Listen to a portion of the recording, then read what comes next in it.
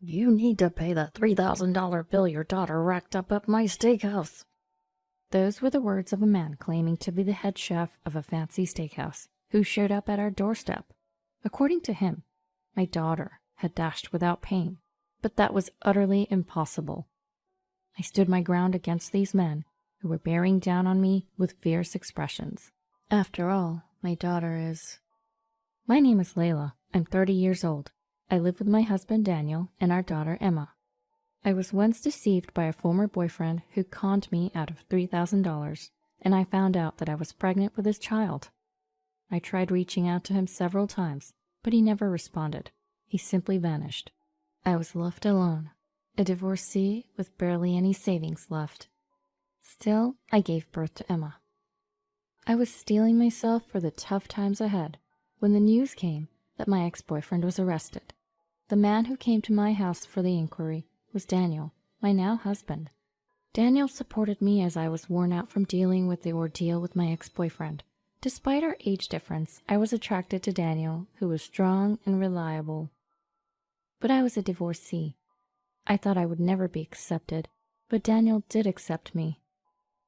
Now we have a good relationship with Daniel's parents and are leading a happy life. Then one day, I received a phone call from Daniel's parents. "It's been a while and we were hoping you'd visit. We would love to see our grandchild." The voice of my mother-in-law, filled with affection, comes from the other side of the phone. My in-laws love their son's daughter, who's not related to them by blood, and I'm very happy about it. Absolutely, I'll let Daniel know as well. Upon hearing this, my mother-in-law cheerfully says, "Thank you," and ends the call. It takes about 5 hours to my in-laws' house. For us living in the city, it's a place in the countryside where time seems to pass slowly. I immediately tell my husband about the message from his parents when he returned home in the evening. "Well, I haven't taken any vacation yet this month. Let's use some time off and visit them. I'll check with my boss if we can get consecutive days off." With that, Daniel quickly calls his boss for approval. His boss kindly gives us approval, and we start looking forward to visiting his parents after a long time. However, on the day of the visit, Daniel suddenly had to work. "You go ahead. I'll head there right after I finish work. I might not arrive until the next morning, though." With these words, Daniel sends us off and heads to his office. I let my in-laws know about the change in plans, then set off with my daughter. When we arrive at the in-laws' house, they treat us warmly, and we spend a comfortable time there. They seem eager for Daniel to arrive soon. The next day, early in the morning, my in-laws head to the barn as usual. I offered to help, but they insisted that I take it easy during my visit. So I waited for them to return home. Just then, the doorbell rings. It was too early for Daniel to arrive. Assuming it was a neighbor, I hurriedly go outside. "I'm coming!" As I open the door, I find a man in his 70s standing there. He glares at me with a fierce expression. Then suddenly, "I'm the owner of a local steakhouse. Your daughter dined and dashed at my place. Pay me $3,000. I was taken aback by his words and blinked in surprise. He then proceeds to explain the situation. Apparently, a young girl came to his store the previous night. Despite warning her that his store was too upscale for her to afford, she forced her way in and consumed $3,000 worth of food and drinks, after which she quickly left without paying. "I found out that she's your daughter. If you're her parent, you should pay for her," he demands. I shake my head, trying to defend myself, but he seems too angry to listen and keeps insisting that I should pay him. "Excuse me, may I ask your name?" I inquire. "I told you, it's Ethan. Now hurry up and pay," he retorts. "I need to ask my parents-in-law whether they know you." "Huh, shouldn't you be more worried about paying me first?" "Well, yes, but could you please wait a second?" I ask him to wait and immediately contact my in-laws. I call them right away to confirm my suspicion.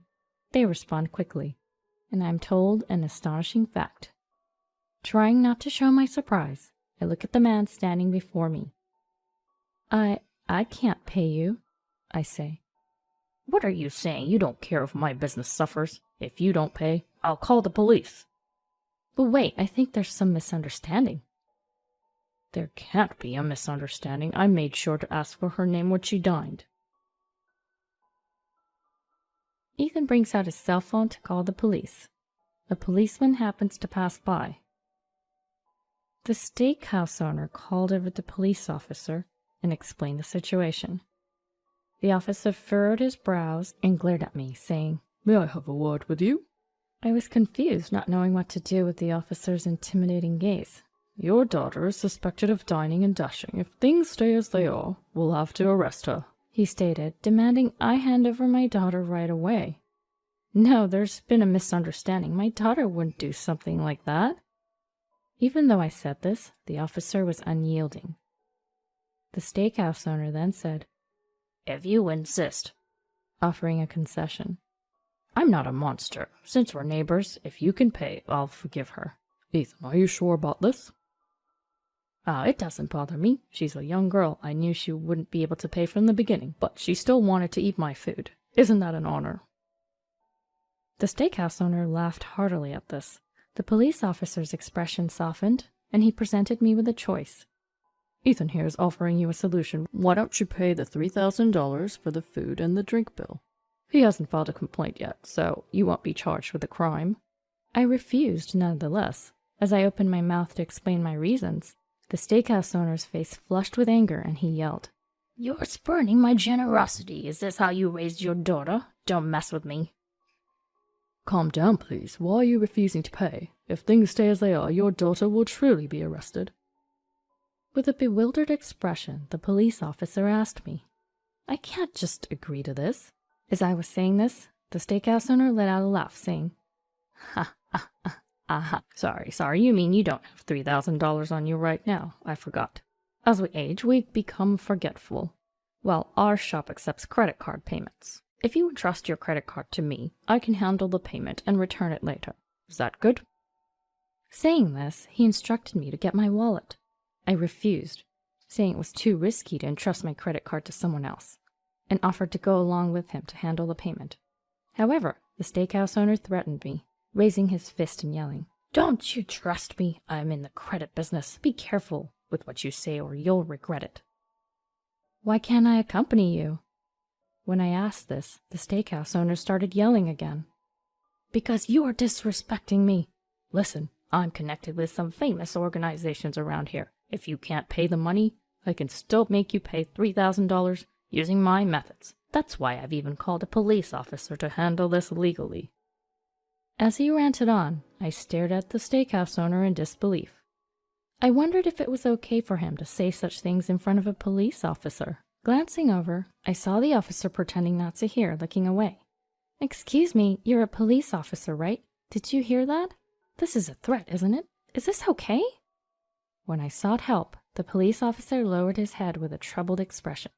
"No, I didn't hear anything. Anyway, if you pay the money, everything will be settled. Layla, please do as you're told." What did this man just say? I could not believe a police officer would say that. Dumbfounded, I watched as the steakhouse owner began to threaten me once again with his harsh words.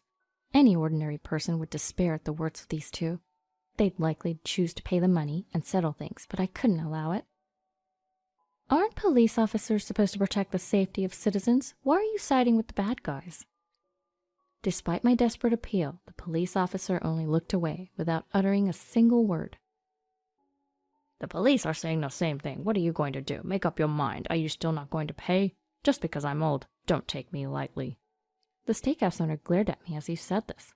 It's not because I'm taking him lightly that I'm behaving this way. It's just unbelievable, so I'm stubbornly refusing. Even if I tried to explain, these two wouldn't let me get a word in. As I was thinking about what to do, a taxi pulled up in front of my house. My husband got out. "What happened? Who are these two people?" My husband, looking confused, asked. "Is this your husband? You need to take responsibility." "Let me explain it to you, sir." After listening to the police officer, my husband Daniel looked at me with a surprised face. When I frowned in confusion, Daniel seemed to understand everything and gave me a mischievous smile. I've always loved this playful side of him. "Sorry to have caused you trouble. My apologies. By the way, young man, which department do you belong to? Do you have a police badge?" Caught off guard by my husband's sudden outcry, the police officer stepped back a bit, but quickly took out his police badge from his pocket. This is fake." Wait, what are you—" The police officer starts to sweat. Daniel laughs and says, "Haha, just kidding." Hearing my husband's words, the police officer nervously forced a smile. Next, my husband asked him about his department and rank. "Do you really need that information right now?" "Just curious, can't you tell me?" "Oh, well, I'm a constable on duty at the police box." "Oh, I've never seen you before. Are you new to the area?" "Thanks for your service." Yes, I'm still new." "So, would you mind if I contacted your station? Is it okay to use the name written in your badge earlier, Grayson Martin?"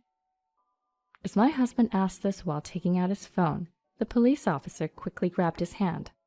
"Before that, about the issue with Ethan, I would appreciate it if you could tell me whether you can pay or not." The police officer urged my husband for an answer. The steakhouse owner, Ethan, seemed to have been completely overwhelmed by my husband's pace, and his fierceness from earlier had disappeared. "You take responsibility. You're the husband, right?" "Yes, but I don't have a job that earns that kind of money." "That doesn't mean you can dodge your bills." Unfazed by Ethan, Daniel just shrugs it off and says, "Oh, well." "Oh, one last thing. Can you tell me your gun's serial number?" "What? Why, it's not something I can easily tell you." "Huh? That can't be. Knowing the number doesn't mean anything will happen. Or did you forget? This is a widely accepted verification method." As my husband Daniel said this with a serious face, the police officer tilted his head and asked, "Really?" Watching my husband's response and the bewilderment of the two, my suspicion turned into conviction. Without a doubt, these two are in cahoots. "By the way, would you mind hearing my opinion on this Dine and Dash incident?" my husband said, giving the two a stern look. They looked puzzled by my husband's sudden strange suggestion. "In conclusion, you are a fake cop who's trying to scam us with that old man over there, aren't you?" The two were taken aback by my husband's words. "Do you have any evidence?" "Yeah, show me the evidence that I'm lying." At their words, my husband said to me, "Layla, bring her over." I ran to the back, and I brought our precious child in front of the two. To prevent any harm to her, my husband Daniel stepped in between us. My daughter's a 1-year-old, so she can't even walk, let alone dine and dash. When I said this, the two were shocked and opened their mouths wide. "No, that's a lie. Is that child really Aria Taylor?" "Of course. After all, I'm only 30 years old. If this child wasn't my first, at what age would I have had my first child?" When I said that, Ethan, the steakhouse owner, clearly became unsettled and took a step back. Then he glanced at the police officer, who nodded in response to his gaze. "Oh, it seems that the Dine and Dasher was someone else. My apologies." The police officer and the steakhouse owner were about to run off. Then Daniel stepped in, encircling them so they couldn't escape. I immediately retreated to the entrance and watched the two through a gap in the door. "Could you perhaps let me through?" "No, we won't let you escape. You might be scammers. We won't allow it." Don't mess with me. I'm a police officer. If you don't let me through, I'll arrest you for obstructing an investigation." The officer tried to forcefully shove Daniel aside, but Daniel nimbly circled back in front of him. "My apologies for not introducing myself earlier. I'm Daniel Taylor, Chief Inspector of the New York Investigation Division." With that, Daniel pulled out his police badge from his pocket. It was a genuine police badge shining there, not some cheap imitation, like the one the young officer had shown earlier. "Well, what? Liar, I'm the real deal." "Whether you're real or not doesn't matter. You've committed fraud, haven't you? It's a disgrace for a police officer. Do you understand what the investigation division does?" "Well, what are you talking about?" "You don't know what the investigation division is? The division is responsible for investigating intelligent crimes, such as fraud, embezzlement, counterfeit money, election violations, financial crimes, defamation, and high-tech crimes. In other words, it deals with criminals like you." Saying this, Daniel quickly took out handcuffs and began to arrest the two. The two couldn't resist the professional, and they were quickly apprehended. Daniel then immediately took out his phone and said, "I've apprehended fraudsters on the spot. This is outside my jurisdiction. Please send officers from the designated area over here immediately." Upon hearing Daniel's words, the faces of the two scammers quickly turned pale. "But please forgive us. We were just desperate for money. It's our first offense. Please let us go." Just then, my in-laws arrived with the police. "Are you okay? Sorry we're late. This guy couldn't explain things properly." Whatever. Wait, you're here too. What a relief. My in-laws said that, pulling me and our daughter in to hug us. I had been on edge this whole time, but I could finally relax and breathe a sigh of relief. The two were loaded into a police car. At first, I thought that old man was the only fraudster. When I called my in-laws, I asked if a man named Ethan lived in the neighborhood. My in-laws didn't know the name. They've lived here a long time and know everyone that lives around here. If they didn't know him, that meant this Ethan did not exist here. More importantly, my daughter is only 1. She couldn't possibly have done and dashed. Although I hadn't directly asked my in-laws to call the police, they had understood my situation and told me they would bring the police. When I thought I had to keep this man here until then, I was quite tense, but I made up my mind to protect my daughter. I sensed something fishy about the police officer who showed up.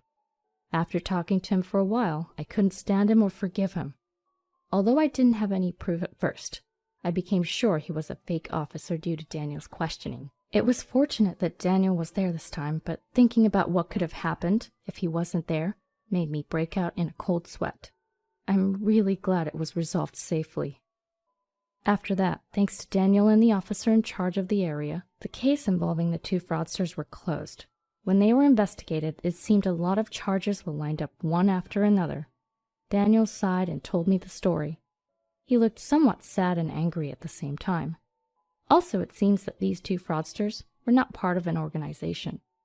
Their faces became known to the entire country thanks to the news.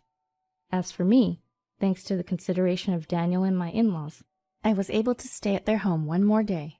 Also, the news that Daniel had arrested the fraudsters quickly spread, and all the neighbors brought over a bunch of fancy food, and the gathering quickly turned into a party. Our daughter also seemed to be having fun and didn't cry at all that night. I was savoring my happiness as I looked over at my daughter's face.